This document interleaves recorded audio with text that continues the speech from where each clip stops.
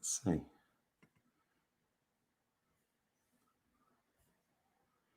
Oh, you could pick your winners here in each state. And you can see how it does. They have them at 358. That's 2-1 electoral votes. That's bonkers. That can't be right, can it? Election update. Let's see.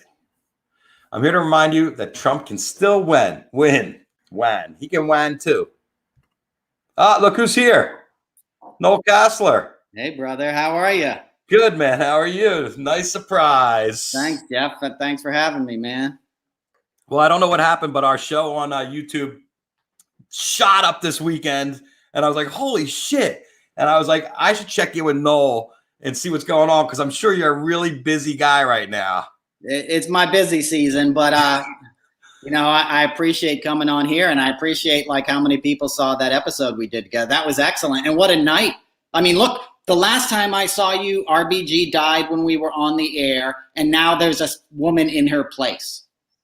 In that short, it's been like 3 weeks, you know? When I said if they were going to replace him, you said yes. Yep. And but look, they had no way to stop it. There was nothing. Yeah, no, it was like an open goal on a hockey game or something, like, you know. And it's sad because, you know, he's going to get voted out tomorrow, but she's going to be there for 30 years. Yeah, but you think they're going to expand the court? They have to. Yeah, I agree. Yeah, I agree. I don't see any other way. So what have you been doing? I mean, I see you on Twitter like a bear. I see you posting all your old pictures of you with the celebs and just telling everybody to get out there and vote. That's it. What else are you doing besides rolling the Twitter? Is that really where you're concentrating all your energy? Yeah, that's where I have sort of the widest audience, and that's where I have a direct link to him. You know, even though he never responds to me, I need to counter his message. Like, he said something the other day, and he called Biden a racist. And I was like, I remember, you know, in May of 2010 when you called Holly Robinson Pete by the N-word because you didn't want to, you know, pick her as the winner, which was true, you know. So I can back up his lies with facts, you know, from my experience with him. So the quickest way, most direct way is Twitter. And, you know. Well, did you see Jim Carrey's open for this week? I did. The Adderall drawer, right? That's off of my stand-up. I was just telling people that, you know, I was like, and I'm not doing it for my own glory, but I was like, when that happened, I looked at my girlfriend. I'm like, can you believe that? Like, that's from my stand-up. Like, well, nobody.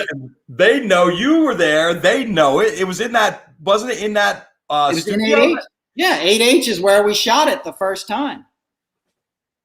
Unbelievable. That's the first time I saw him snort Adderall was in the host dressing room, which is upstairs in 8H, you know. And then he went for a touch-up in Seth Meyers' room, which is another dressing room that has a bathroom. And Seth was the head writer at SNL back then, so he got like the dressing room with the bathroom, you know. You know SNL, it's got the back stair upstairs. Yeah. And, you know, like, but yeah, so it happened in their studio, you know, and they had him on. Lauren knows who Trump is, you know. Well, they all do, but you know, it was funny because I was trying to explain to my daughter yesterday about the Koch brothers, who they were, because she hadn't heard of them and she hasn't heard of the Mercers. And one of the things that they said that was interesting was that those families have all pulled out of supporting Trump. But how can they do that? I mean, how can they not want to have some kind of control in there? And what is their plan to get the control that they need? I don't know. You know, I think they sense he's a sinking ship. You know, I think they know he's going down. You know, they still give money to, you know, McConnell, who unfortunately may, you know, remain as speaker, you know, or Senate leader, right? Majority leader. You think he'll remain? Do you think that the Senate's going to go blue? I hope to God, because that's going to be the big change. You know, if Biden gets elected and the Senate doesn't go blue, then McConnell's going to hold up all the legislation. You won't even get another COVID relief check because he's going to want to strangle him legislatively like he did to Obama. You know, we were both there at Obama's inauguration. We're in the cold freezing. And he's like, it's okay. I won't let anything pass. And that's what they did to him for 8 years. And he still did an amazing job. So if we do flip the Senate, and that's Texas, you know, Texas is going to be the one.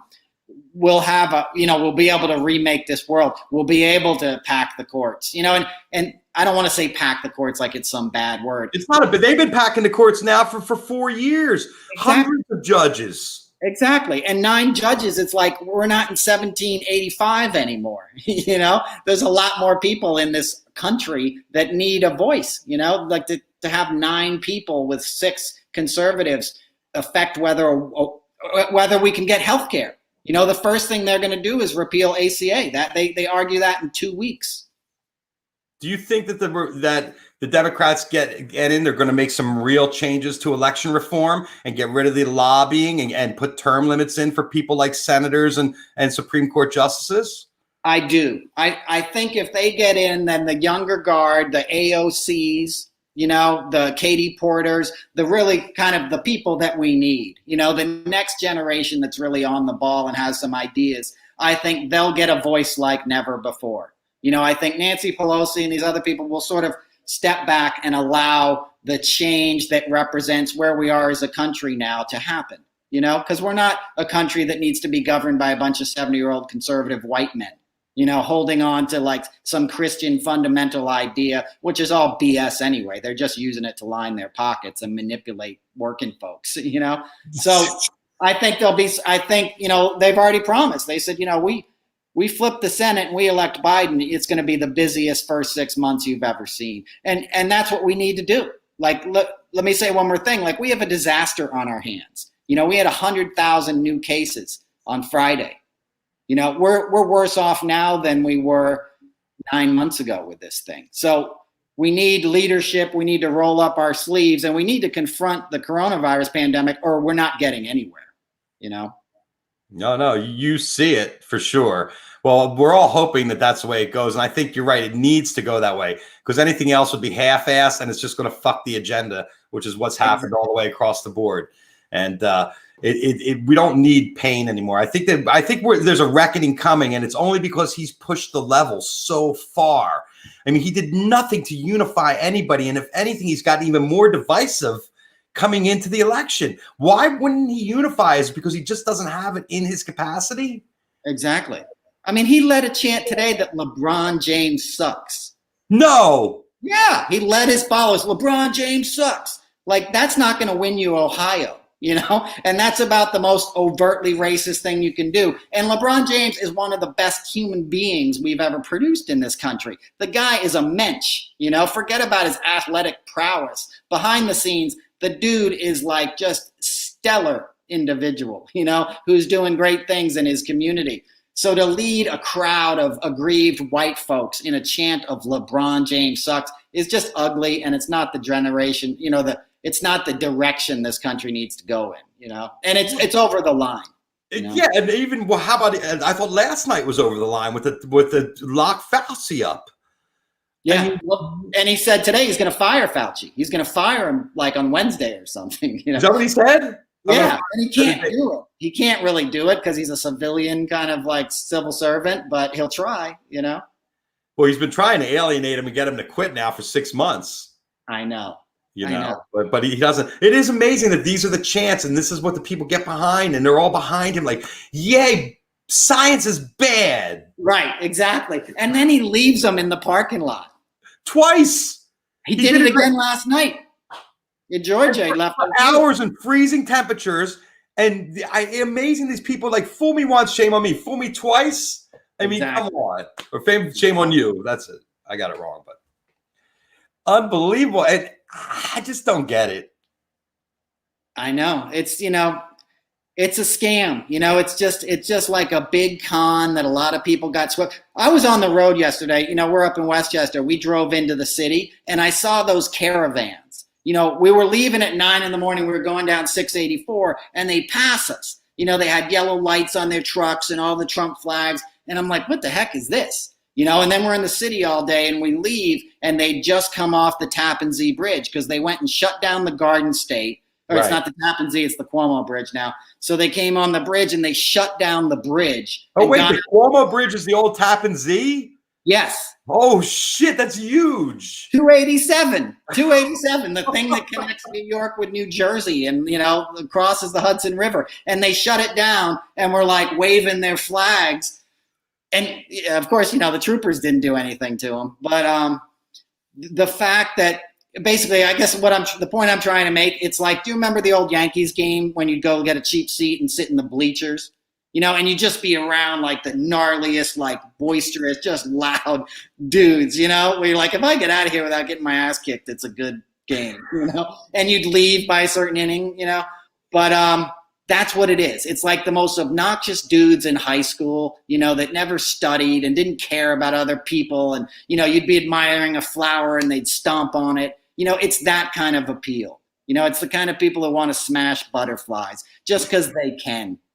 So it's the last gasp of that psychology. But unfortunately, it's been made effective because of social media, and they have these faces. So they organize, and that whole thing was organized yesterday. I mean, there was a lot of dudes in the tri-state area that were like, let's do it. Like they shut down the Garden State. You're from Jersey. Yeah. Oh, I know what that is. And to shut down that bridge too. And, it's just, we're in the upside down. Yeah. All right, so let's run a couple scenarios.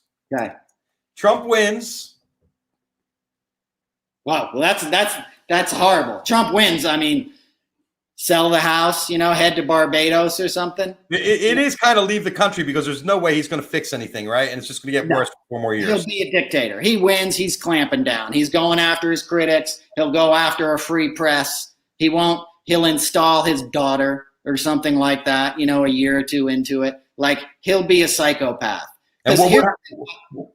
He gets aggrieved. Like Trump is like, he remembers people who slighted him 20 years ago and he still seethes. That's what addiction is. Like you can't let go of stuff, So he will go after the people who put him in his place, so to speak. And he'll never do anything about the coronavirus pandemic. He'll be like, it doesn't matter, open everything up, and people will die. I mean, you'll have 1 million people get this thing because they'll go with the herd immunity BS, which for it to work, like 2% of the country has to get the thing or something. And we have 330 million people. So that's a lot of deaths, Okay. And so what's going to happen if Trump wins? What's going to happen in our streets the night of the election? Well, it's going to be terrifying. And I was in New York City yesterday and I'm going there tomorrow morning. They were boarding up Fifth Avenue, everything, Saks. I think Barr has been quietly flying around the country, meeting with law enforcement agencies. And he's mobilized that army, that army without identification that took over the streets of DC this summer. He sort of mobilized those guys. I'm sure you heard about what Trump did last night. He built an even bigger non-scalable perimeter around the White House. And this will play out either way. Like we're going to see some crazy stuff in the next 3 days. He's going to lose, but he's not going to go quietly. So if Trump wins, there's going to be riots. If Biden wins, there's going to be riots. Yes. Yeah. And a lot of that is coordinated, like the Proud Boys and all those guys, they're going to be out there causing trouble so they can blame it on the left, And if I could speak to anybody who was thinking about going out to riot, like, don't, like the best way to fight him is sort of to stay quiet and stay home because he's not going to win.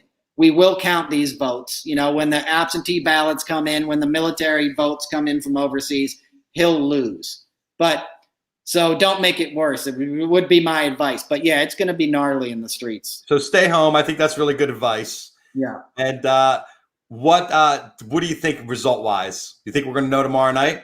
I do. I think we're going to know tomorrow night. I think he knows we're going to know. I think that's why he canceled the party that he had at Trump Hotel. Oh, no, I heard that was because of the mayor of Maryland said that you can't have events over a certain amount of over 50 people. Oh, Mayor Muriel, you're right. You're right. So because I read that too, that he canceled it. And immediately I thought the same thing. But then I saw that the mayor had stepped up and then he was cursing the mayor out on Twitter. Okay. And then they said, fuck it, we're going to do it at the White House. Oh, that's right. You're right. Yeah. So he wants 400 people at the White House.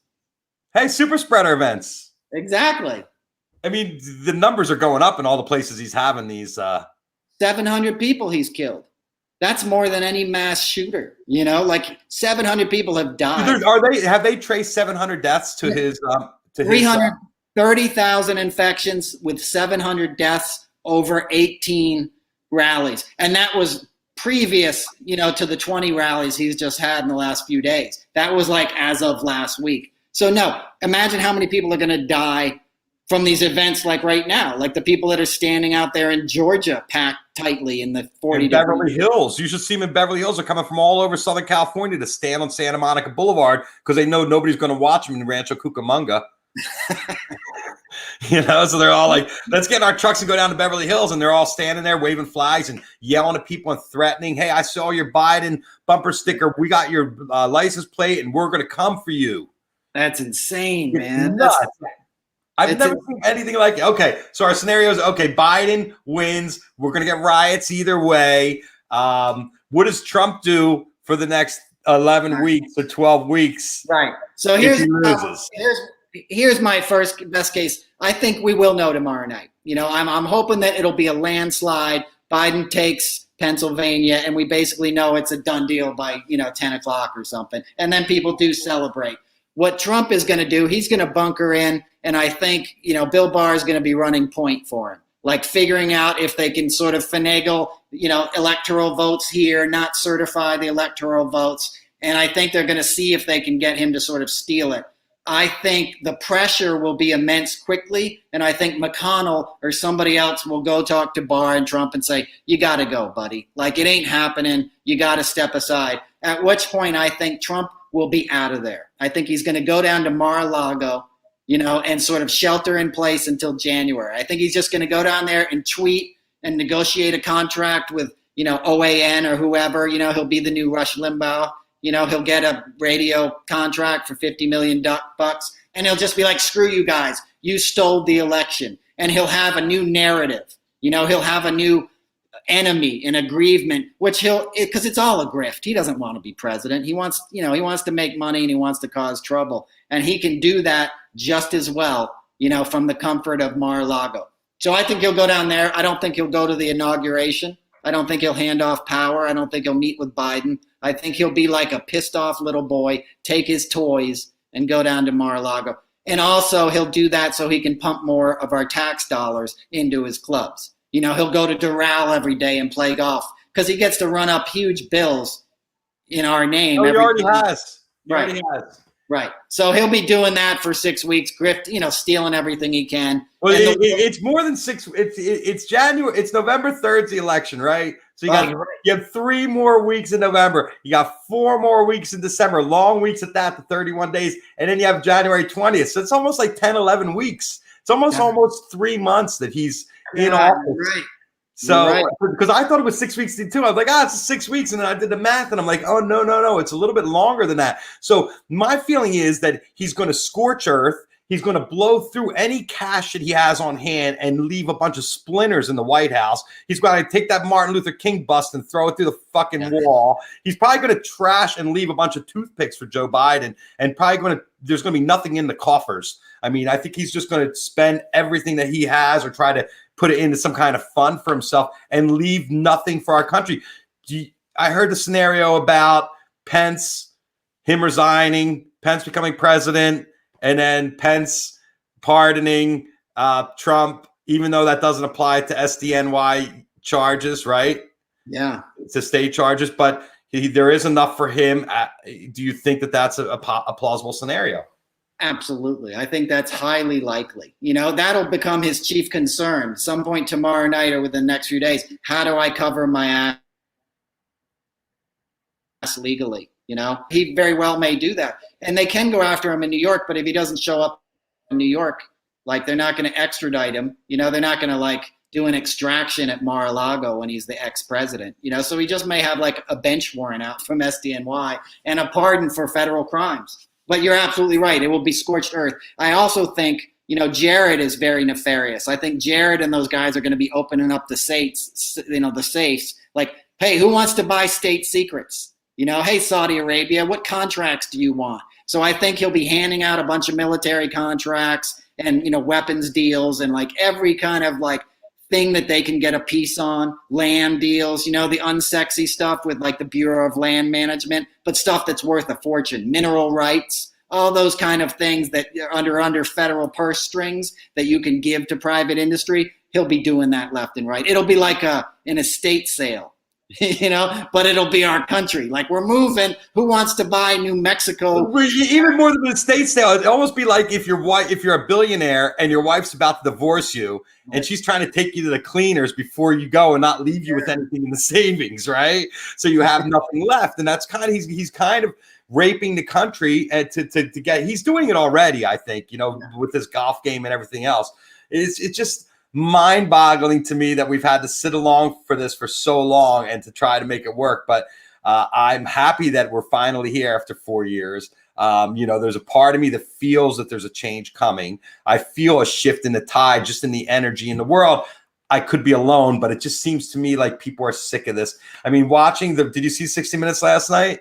Yes. So watching the robots that talked for Trump, the things that they had to say about him were just like, they didn't have anything to them.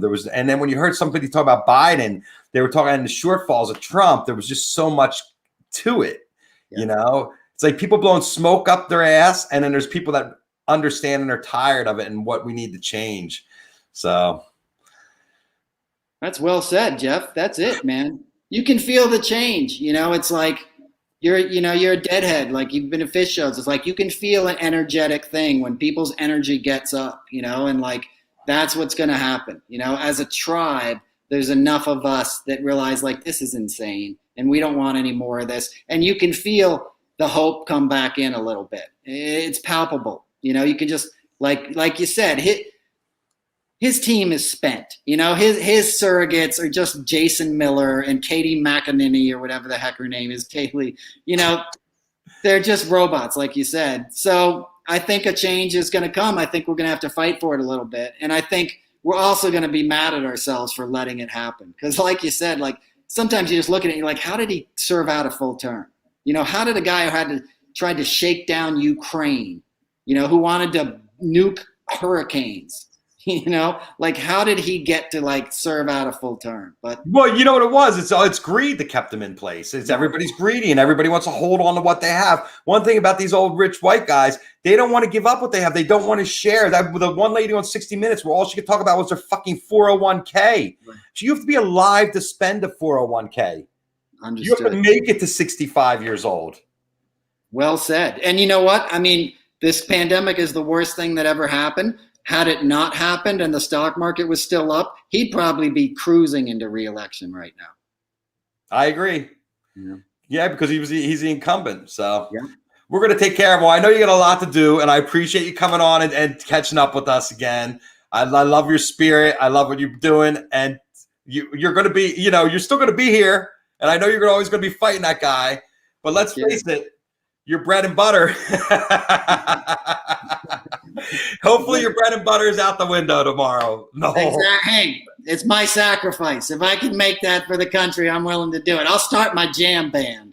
I love it. Hey, I did it this week. It's fucking fun. I know. Get it going, man. It was a good time. It was really nice to play again and get out there and hear some music. So heck yeah, brother. Thanks, dude. Thanks for coming on. You got it, Jeff. Anytime, brother. Be safe. Right. Take care. Noel Casler, ladies and gentlemen. If you don't follow him on Twitter, get on it. And I went late because there was just so much to talk about.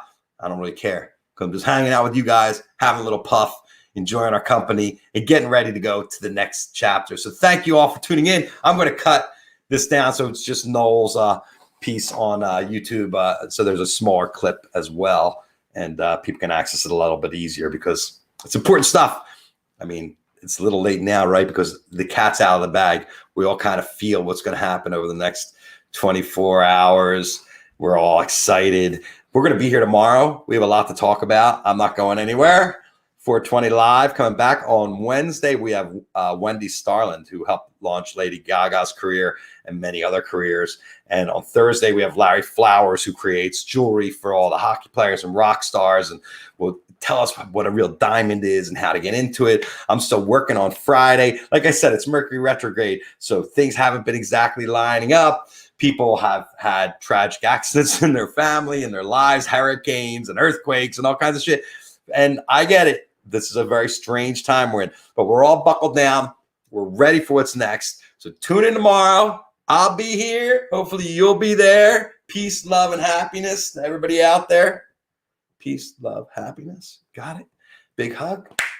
Oh. Tune in tomorrow. And thank you all for tuning in. Oh, wait. I had something to tell you. I have a new sponsor. Hold on. You got to see this. Just before I go, look. Grady's cold brew kit. This showed up, and Kiki was like, Dad, where did this come from? I was like, this is my new sponsor. And she goes, you got Grady's? She goes, this is the cold brew that put me through college. And I was like, really? It's good? And she says, it's delicious. She's already made a bag, and it's really easy to make. I'm going to make some here at the office. And Olivia was drinking in the car. She's like, Dad, you don't need to put sugar in this because it has chicory, like New Orleans style chicory. So I will put up the Grady's link for tomorrow so you guys have it. And you get to get Grady's cold brew, and I'll be drinking this on the show, and I'm sure it'll keep me even more animated than I already am. But I knew when it got the seal of approval from my coffee-loving kids that this was the right product for the right time for our show to keep us going through the winter months. Although I make my bulletproof coffee with a warm brew, I will be, I guess I could do that with this too. I will be trying this in my bulletproof with the butter and the blender, warm it up. But the New Orleans style iced coffee, Grady's cold brew kit, get it online, and it comes in this bag, and the bag has a spigot on it, so you just throw it in your fridge. See? There you go. Larry Siegel. They were a sponsor 2019. Catskill Chill, Larry. I hope you're doing well there in the city, my friend. We love you guys. We love our friends in New York, all over the country. We know you're all getting ready to vote. So get ready to vote. I have one more sponsor. Sinlawn, synthetic lawns and hair pieces. If you really want to kick it up a notch, I'll put the tag in the back like a wrapper. Actually, Joe's kind of liked it like that. It's kind of like I have a big, like Kid and Play. I don't know how the songs went, so I can't sing them. Sinlawn is another one of our sponsors, and they make synthetic lawns, environmentally friendly. And they will be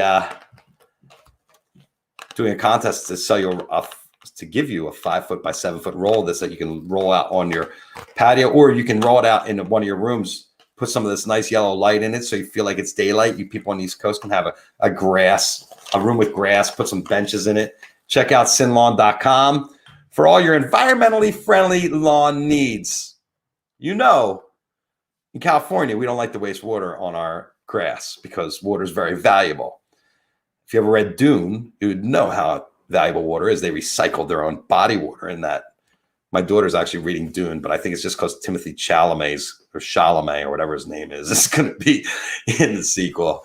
So, an hour and 20 today. That's I think the last time I went this long was when we had Vance Powell on the show. But like I said, a lot to talk about, and I just can't shut the fuck up. So I'm glad you guys are there. Tomorrow we'll be back with another adventure. Thank you all. Have a great night, and we will talk to you all soon. Jeff Kravitz, 420 Live. Thanks to Noel Casler for coming on. Tune in on Wednesday for Wendy Starlin, and tomorrow for our special election coverage, 420 Live. Election coverage while we're all blazing. All right?